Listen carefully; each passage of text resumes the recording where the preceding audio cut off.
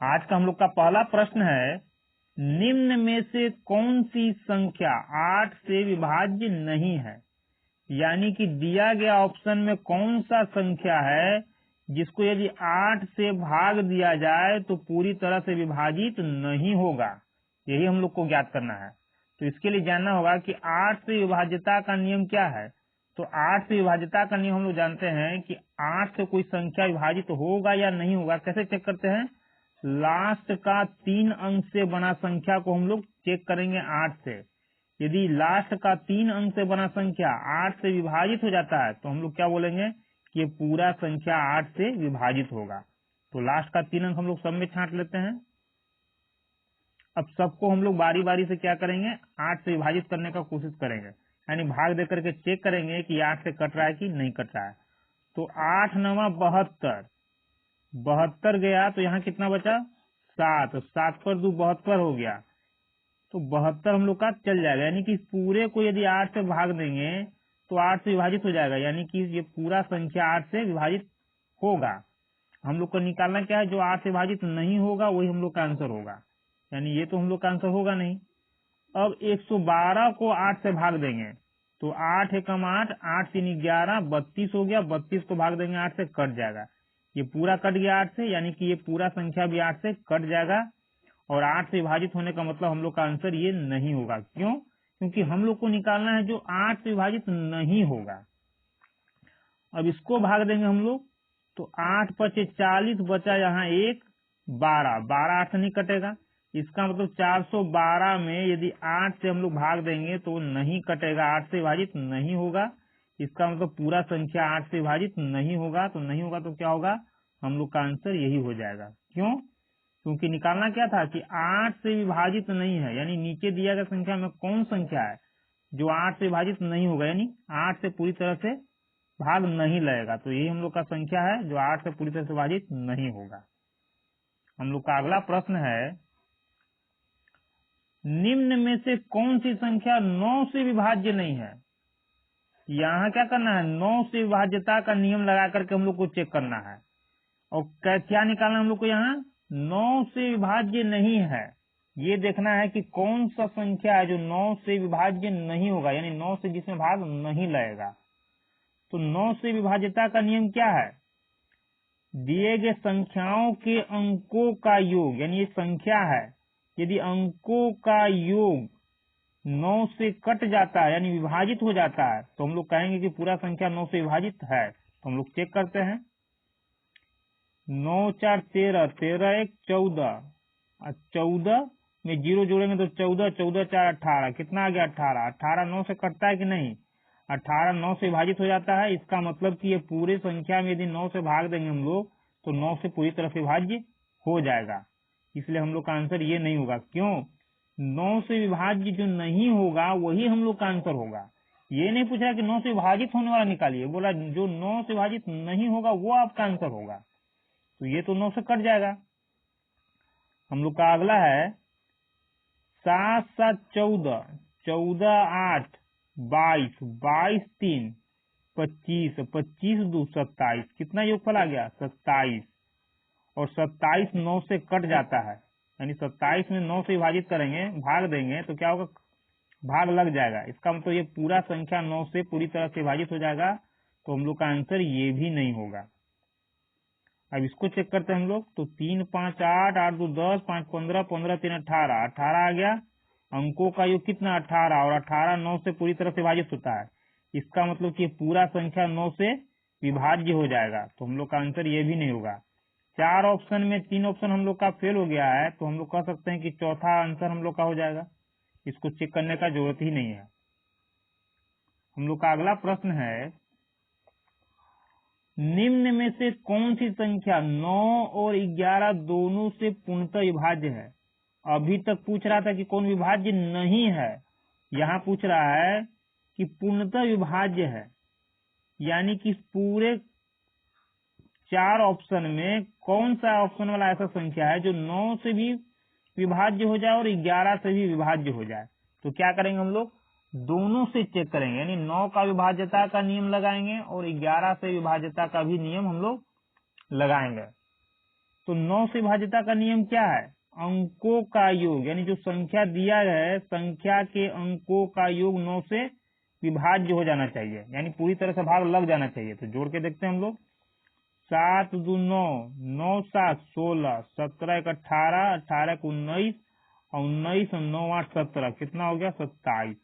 27 9 से पूरी तरह से विभाज्य होता है, यानी ये हम लोग का हो सकता है। लेकिन 9 के अलावा 11 से भी विभाजित होना चाहिए। तो 11 का विभाज्यता का क्या नियम है? तो 11 के लिए क्या करते हैं हम लोग? अल्टरनेट संख्या का योग निकालते हैं। जैसे एक एक संख्या को छोड़ करके जोड़ेंगे तो कितना हो जाएगा? 7 2 9, 9 1 10। अब आगे संख्या नहीं है तो लिख लेंगे 10। अब यहाँ से ये छूटा हुआ है तो इसको लिखेंगे 7 2 9 और 9 8 17, कितना हो गया? 17। यानी पहला योगफल ये आया, दूसरा ये आया, दोनों का अंतर निकालते हैं हम लोग। अंतर कितना आया? 7। जबकि 11 से विभाज्यता का नियम क्या है? अंतर या तो 0 आना चाहिए, यानी दोनों को घटाने पर क्या आना चाहिए? या तो 0, नहीं तो 11 से विभाजित होने वाला संख्या आना चाहिए। या इन दोनों को हम लोग जब जोड़ करके निकाले तो अल्टरनेट जो संख्या हम लोग का आया, दोनों का अंतर कितना आया? 7 आया। यानी न तो 0 आया, न ही 11 से कटने वाला आया। तो हम लोग बोल सकते हैं कि ये संख्या हम लोग का क्या होगा? 11 और 9 से कटने वाला नहीं है, यानी दोनों से कटना चाहिए था। जब 9 से कट रहा है, 11 से नहीं कट रहा है। आगे चेक करेंगे हम लोग 9 से। तो 1 0 1, 1 में 0 जोड़ेंगे 1, 1 में 9 जोड़ेंगे 10, 10 8 18, यानी कि 9 से तो ये कट जाएगा, 9 से ये पूरी तरह से विभाजित हो जाएगा। 11 से चेक करेंगे तो 11 के लिए क्या करेंगे? अल्टरनेट चेक करेंगे। कितना हो जाएगा? 1 में 0 को जोड़ेंगे 1, 1 में 8 को जोड़ेंगे, कितना हो जाएगा? 1 में 8 जोड़े 9। अब जो छूट गया उसको जोड़ेंगे तो 0 में कितना जोड़ेंगे? 0 में 9 जोड़े, 0 में 9, एक अंक छोड़ करके तो 9, दोनों का अंतर कितना? 0।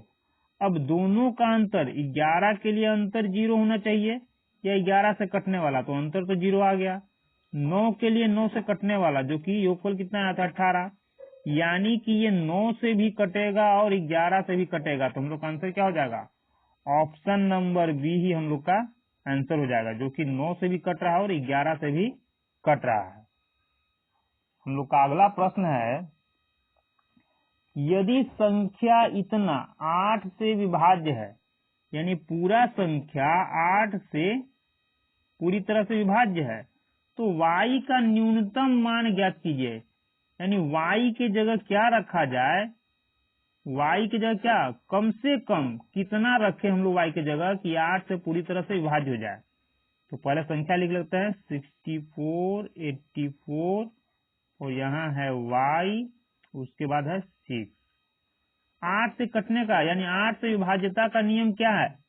लास्ट का 3 अंक से बना संख्या 8 से पूरी तरह से विभाजित हो जाना चाहिए। यानी हम लोग को ध्यान बस इतना ही रखना है कि ये जो संख्या बना, इसको 8 से पूरी तरह से विभाजित करने के लिए y की जगह क्या हम लोग को रखना होगा? कम से कम संख्या। मतलब संख्या तो कुछ भी यहाँ रख सकते हैं जो कि 8 से कट जाए, लेकिन कम से कम कितना रखा जाए जो 8 से कट जाए? तो कम से कम कितना रख सकते हैं हम लोग? 4 यहाँ है, 4 यहाँ है, और कम से कम में हम लोग को यहाँ 1 दिखा, तो यहाँ 1 रख दिए और ये 4 काट के देख लेंगे हम लोग। 8 पचे 40, 1 बचा 16 हो गया, 8 दूना 16।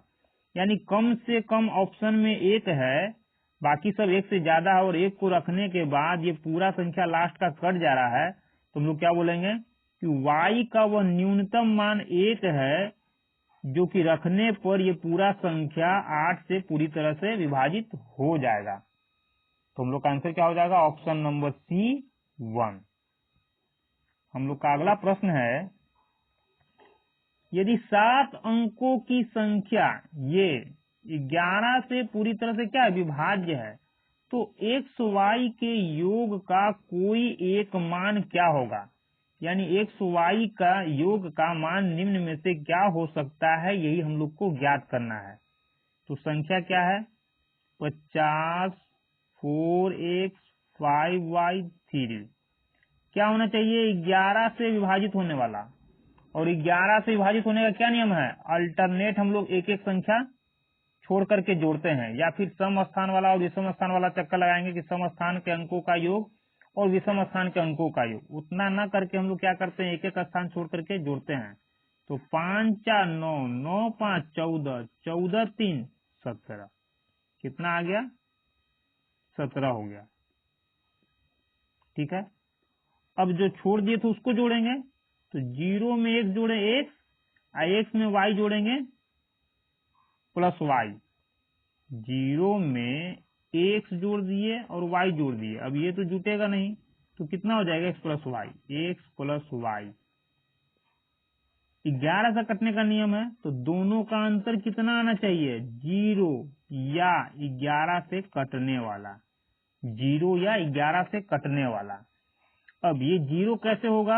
हम लोग सीधा ऑप्शन में यहाँ देखें कि 17 में से 17 यदि घटा दे तो 0 आ जाएगा, यानी ऑप्शन पर भी थोड़ा ध्यान रखना है। तो x प्लस वाई की जगह यदि 17 रख दे तो 17 माइनस 17 बराबर 0 हो जाएगा।